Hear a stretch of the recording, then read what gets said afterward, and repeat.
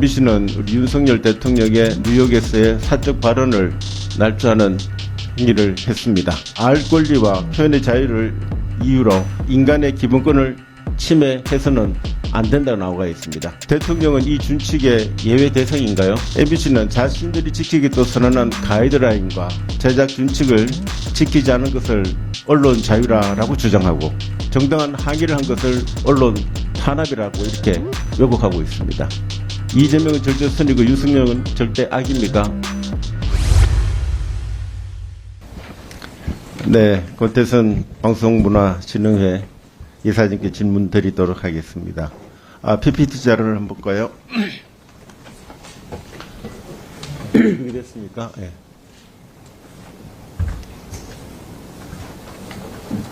네, 저 자료를 보이시죠? 네. 방송문화진흥회법 제1조입니다. 공적 책임을 실현하고 민주적이며 공정하고 건전한 방송문화의 진흥과 공공복지 향상에 이바지함을 목적으로 한다. 잘 나오고 있습니다. 근데 MBC는 이 방문진법을 잘 지키고 있다고 보십니까, 우리 이사장님? 제가 답변해야 됩니까? 네, 좀 이따 답변을 해주시죠. 네. 예. 2017년 언론노조 파업에 불참했다는 이유로 MBC 보도국 기자 88명 중 66명이 회사 아직 남아있는데 대부분이 한직이 배치되어 기자로서의 전문성을 잃어가고 있다는 겁니다. 그래서 업무 전문성을 고려치 않고 파업에 참여 여부가 인사의 기준이 되는 것이 민주적 행위인지를 묻고 싶고요. 그리고 최근 MBC는 우리 윤석열 대통령의 뉴욕에서의 사적 발언을 날조하는 행위를 했습니다. MBC의 정확하지 않은 보도, 논란이 되는 방송, 이번이 처음이 아니시죠? 한번 볼까요? 2008년도에 MB 정권이 아마 시작하기 시점입니다. 방송된 광우병 보도, MBC의 최대의 흑 여사 중에 하나라고 보고 있습니다. 그 잘 알고 계시죠? 네. 그 부분 아마 알고 계실 거라 봅니다. 그래서 MBC 보도 이후에 국내에서 광우병이 발생한 사례가 있습니까? 지금 보도된 바가 없습니다. 그래서 이게 이와 같은 보도가 잘못됐다는 것 때문에 우리가 반성하고 또 공정성을 강화하기 위해 가지고 나온 것이 MBC 프로그램 제작 가이드라인입니다. 이번 자막 논란 과정에서 가이드라인이 잘 지켜졌다고 봅니까? PPT를 한번 보도록 하겠습니다. 이게 PPT는 MBC 시사보도 프로그램 제작 준칙입니다. 거기 보면은 취재 내용의 사실 여부를 끊임없이 의심하고 검증한다.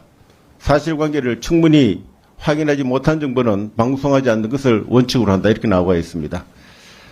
자체 가이드라인을 지켰으면은 바이든이라는 날조된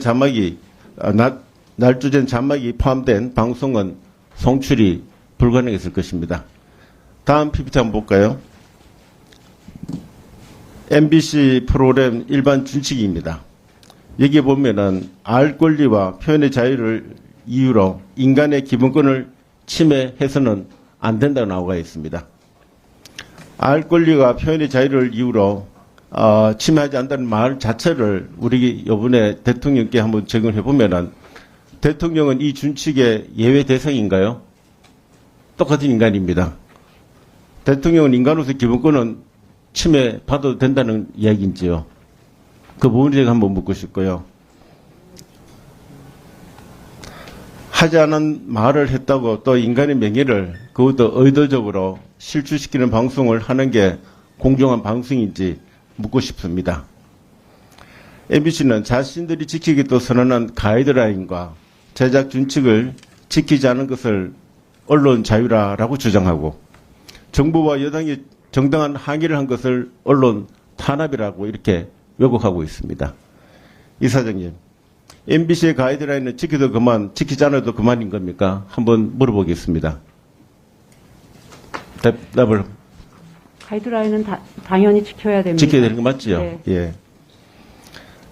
그저께 논문 저자인 김건희라는 제목으로 MBC PD 수첩이 방송이 되었습니다. PPT 자료를 한번 볼까요? 나와 있습니다. 이 방송에서도 MBC는 규정을 지키지 않았죠. 이 오프닝에 이 김건희 여사와 외모, 옷차림, 헤어스타일 등이 비슷한 여성이 등장을 했었고, 이 여성은 김 여사 대의였지만 방송에는 별도의 고지가 없었습니다. 그래서 우리가 방송심의에 관한 규정 제39조에 보면은 이와 같은 대의가 사항할 경우에는 해당 내용을 고지해야 한다고 하지만은 이걸 제대로 지키지 않았다는 이야기입니다. 다음을 한번 볼까요? 이겁니다. SBS입니다만, 과거입니다. 그것이 알고 싶다. 조폭과 권력, 파타야 살인사건, 그 후 1년이라는 편에서 이재명 당시 경기도지사에 대한 의혹을 방송하면서 대역 및 재형 고지를 불명확하게 해 논란이 있었습니다. 그때 이재명 지사는 프로그램 폐지와 방송사의 공개 사과를 요구를 했습니다. MBC 언론 노조의 논리대로라면 당시 여당의 유력 대선 후보가 언론을 탄압한 것입니까? 이게 탄압입니까? 한번 이사님 대답을 보시죠. 탄압입니까 이게? 제가 그 부분에 대해서 그래서 지금 지난 대선 과정부터 MBC의 방송과 보도, 편향성 논란이 끊이지 않고 있습니다.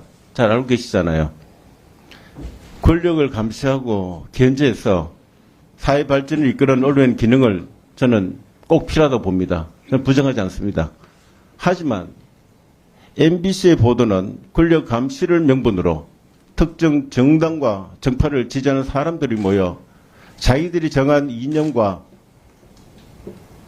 신념만이 절대선이고 윤석열 정부와 국민힘은 절대 악인 것처럼 이렇게 모사하고 있습니다. 이사장님, 이재명은 절대선이고 윤석열은 절대 악입니까? 그거 아니잖아요. 그래서 이게 공영방송이라 그러면은 특정 진영을 대변하는 방송이 돼서는 안 된다고 저는 보고 있습니다. 이런 사태를 발생하고 있는데 우리 이사장님 어떤 조치를 취할 수 있습니까? 답변해도 되겠습니까? 네. 답변해도 됩니까? 네. 네. 우선 어제 그 PD수첩 그 보도와 관련해서는 저희가 취재 보도 준칙을 지키지 않은 것이고 방송심의 규정을 위반한 것이기 때문에 저도 그 MBC에 적절한 조처를 반드시 하라고 요구했습니다. 그것은 방송의 내용에 개입하는 것이 아니라 MBC가 가지고 있는 그 시스템의 문제, 그러니까 보도를 제대로 정확하게 하는 그 문제이기 때문에 방송문화진흥회도 이 부분에 대해서는 네. 엄격하게 MBC의 책임을 물어야 된다고 생각을 했습니다. 네, 지금 시간이 없기 때문에 제가 얼마 안 남았습니다. 그리고 그러나 아까 말씀하신 여러 가지 발언 중에서 MBC가 사적 발언을 날조했다든지 하는 표현은 적절하지는 않은 것 같습니다. 사실은 이 MBC뿐만 아니라 148개 언론들이 그렇게 듣고 그렇게 썼는데 어떻게 MBC가 그걸 날조했다라고 표현하시는지 저는 그것은 아니라고 생각을 합니다.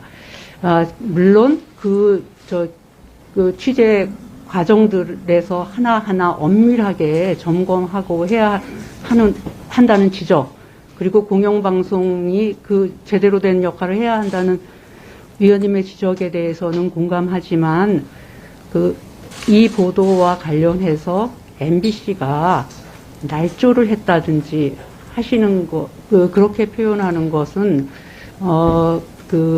전체 저희가 보도 경위를 살펴봤을 때 아니라고 저는 생각합니다. 네.